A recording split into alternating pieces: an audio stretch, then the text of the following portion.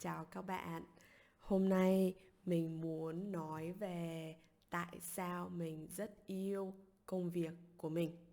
Tại sao mình rất yêu công việc của mình.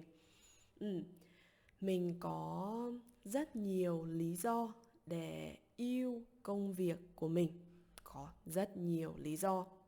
Ừ, lý do thứ nhất là mình có thể làm việc ở nhà. Mình có thể làm việc ở nhà. Mình không cần lái xe ô tô đi làm. Mình không cần đi xe máy đi làm. Mình không cần đạp xe đi làm. Mình không cần đi bộ đi làm. Mình chỉ cần làm việc ở nhà.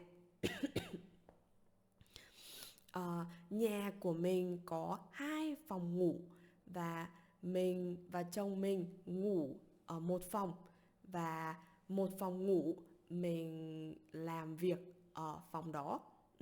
Và mình rất yêu phòng làm việc của mình. Phòng làm việc của mình không to nhưng rất thoải mái.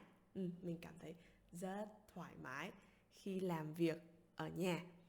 Và mình không cần ngủ dậy rất sớm để đi làm.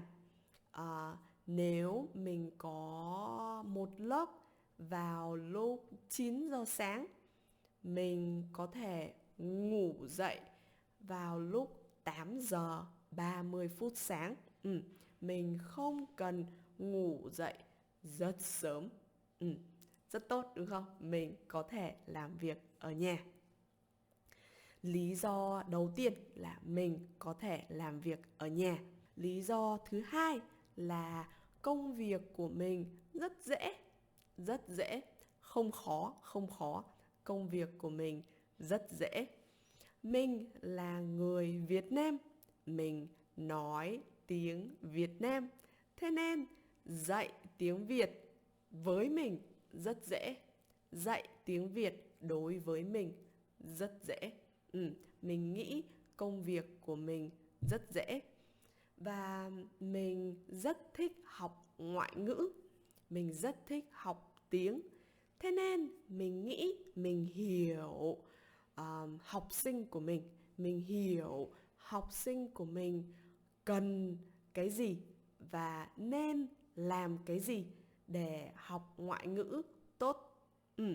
Vì mình là giáo viên, mình dạy tiếng Việt, mình cũng là học sinh.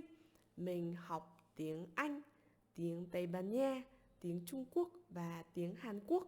Thế nên mình hiểu học sinh của mình. Thế nên mình nghĩ công việc của mình rất dễ, rất dễ. Đó là lý do thứ hai. Mình nghĩ công việc của mình rất dễ.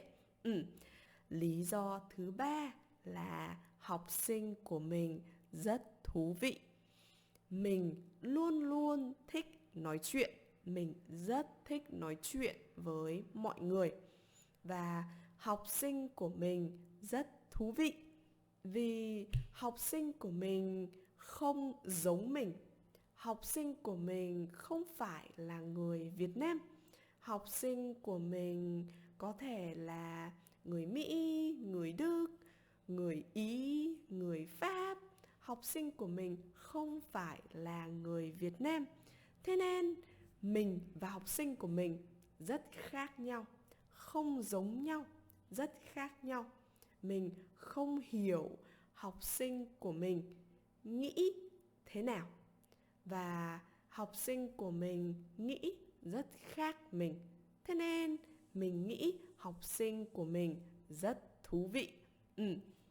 Một ngày mình có thể nói chuyện với 3, 4 hoặc 5 học sinh, và họ có rất nhiều chuyện rất thú vị, và họ sẽ kể chuyện cho mình nghe, và mình cảm thấy rất vui khi nói chuyện với học sinh của mình.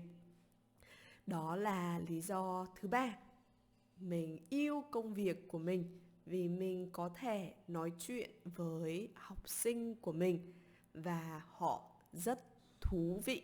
Lý do thứ tư, và lý do thứ tư mình yêu công việc của mình, đó là công việc của mình rất tự do. Tự do. Tự do là cái gì? Tự do là mình có thể làm khi mình muốn và mình có thể làm cái mình muốn. Mình có thể chọn giờ mình muốn làm việc. Nếu mình muốn làm việc vào buổi sáng, mình sẽ chọn làm việc vào buổi sáng. Nếu mình muốn làm việc vào buổi chiều, mình có thể chọn làm việc vào buổi chiều. Nếu mình muốn làm việc vào buổi tối, mình có thể chọn làm việc vào buổi tối. Mình có thể chọn. Thế nên mình nghĩ công việc của mình rất tự do. Và mình không có sếp. Mình không có sếp. Mình làm việc cho mình. Mình không làm việc cho công ty. Mình không làm việc cho người khác. Nếu mình có một ý tưởng,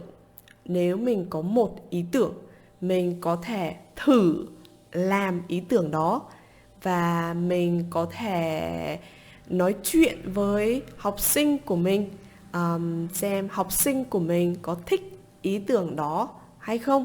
Mình có thể làm. Mình không cần hỏi ý kiến của sếp, mình không cần hỏi ý kiến của công ty, mình chỉ cần thử thôi. Mình không có sếp, thế nên mình cảm thấy rất tự do. Mình có thể làm những gì mình muốn làm. Mình có thể thử những gì mình muốn thử, và mình không cần hỏi ý kiến của sếp. Đó là tất cả các lý do tại sao mình rất yêu công việc của mình. Lý do đầu tiên là mình có thể làm việc ở nhà. Lý do thứ hai là mình nghĩ công việc của mình rất dễ, không khó. Lý do thứ ba là học sinh của mình rất thú vị, nên mình rất thích nói chuyện với họ. Học sinh của mình rất thú vị. Lý do thứ tư là mình rất tự do. Công việc này rất tự do. Mình có thể chọn khi nào mình muốn làm, và mình có thể chọn mình muốn làm gì. Thế đó là những lý do mình yêu công việc của mình. Còn bạn thì sao? Bạn có yêu công việc của bạn không?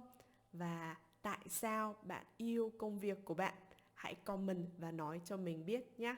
Rồi, cảm ơn bạn. Hẹn gặp bạn tuần sau. Chào.